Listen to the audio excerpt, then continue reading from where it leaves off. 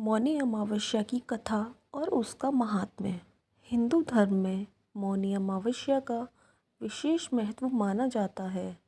यह मुख्य रूप से माघ माह के कृष्ण पक्ष की अमावस्या को मनाया जाता है। मौनी अमावस्या को लेकर यह मान्यता है कि इस दिन मनु ऋषि का जन्म हुआ था। साथ ही यह भी माना जाता है कि इस दिन गंगा के जल में देवी देवताओं का वास होता है। इसलिए मौनी अमावस्या को गंगा जल में स्नान करना बहुत ही शुभ माना जाता है। तो चलिए दोस्तों, जानते हैं क्या है मौनी अमावस्या का महत्व। सनातन धर्म शास्त्रों में निहित है कि अमावस्या तिथि भगवान विष्णु को प्रिय है। इस दिन मौन व्रत धारण करने का भी विधान है। अमावस्या और पूर्णिमा के दिन अन्नदान करने से पितरों को मोक्ष की प्राप्ति होती है। इस दिन पवित्र नदियों और सरोवर में स्नान ध्यान करने से समस्त पाप नष्ट होते हैं। इसके लिए लोग पवित्र नदियों और सरोवर में श्रद्धालु आस्था की डुबकी लगाते हैं। इसके बाद पूजा, जप, तप और दान करते हैं। मौनी अमावस्या के दिन प्रवाहित जलधारा में तिलांजलि करना पुण्यकारी होता है। मौनी अमावस्या की कथा। मौनी अमावस्या की पौराणिक कथा के अनुसार कांचीपुरी में एक ब्राह्मण रहता था।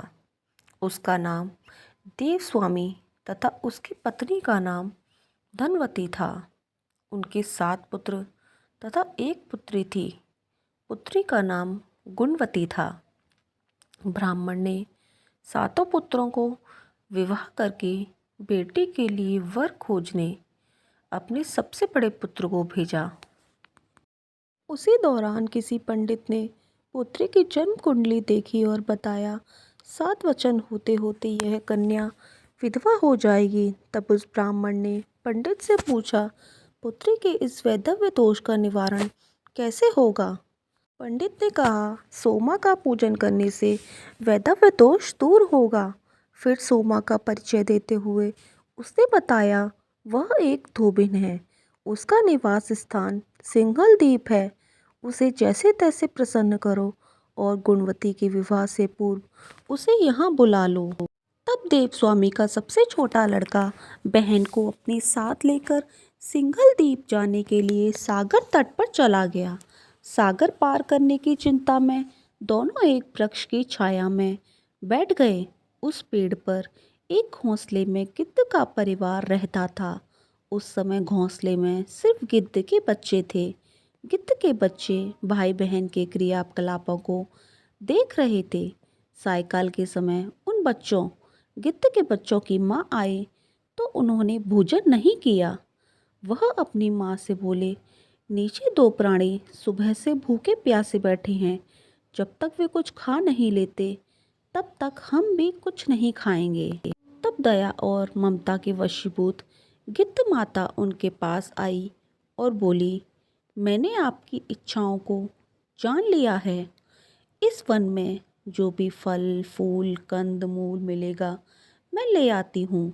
आप भोजन कर लीजिए। मैं प्रातःकाल आपको सागर पार कराकर सिंघल द्वीप की सीमा के पास पहुंचा दूंगी।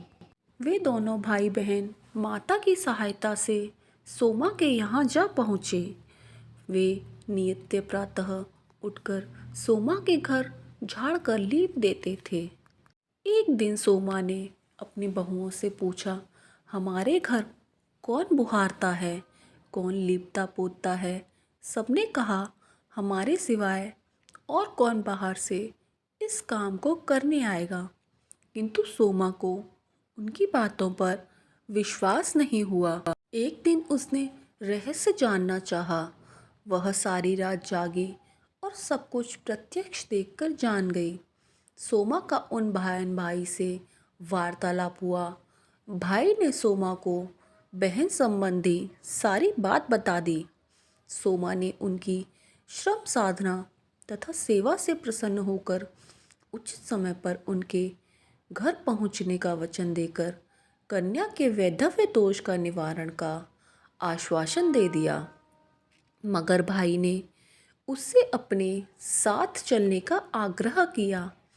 आग्रह करने पर सोमा उनके साथ चल दी। चलते समय सोमा ने बहुओं से कहा, मेरी अनुपस्थिति में यदि किसी का देहांत हो जाए तो उसके शरीर को नष्ट मत करना, मेरा इंतज़ार करना। और फिर सोमा बहन भाई के साथ कांचीपुरी पहुंच गई। दूसरे दिन गुणवती के विवाह का कार्यक्रम तय हो गया। सप्तशती होते ही उसका पति मर गया। सोमा ने तुरंत अपने संचित पुण्यों का फल गुणवती को प्रदान कर दिया और तुरंत ही उसका पति जीवित हो उठा। फिर सोमा उनको आशीर्वाद देकर अपने घर चली गई। उधर गुणवती को पुण्य फल देने से सोमा के पुत्र, जामाता तथा पति की मृत्यु हो गई। सोमा ने पुण्य फल संचित करने के लिए मार्ग में अश्वत्थ पीपल वृक्ष की छाया में विष्णु जी का पूजन करके 108 परिक्रमाएं की। इसके पुण्य होने पर उसके परिवार के मृतक जनक जीवित हो उठे। तो ये थी मौनी अमावस्या की कथा और मौनी अमावस्या का महत्व। दोस्तों, कैसा लगा आपको हमारा ये पोस्ट, हमें कमेंट बॉक्स में ज़रूर बताएं और हमारे चैनल को लाइक सब्सक्राइब करना ना भूलें। राधे राधे दोस्तों, धन्यवाद। बोलो विष्णु भगवान की जय।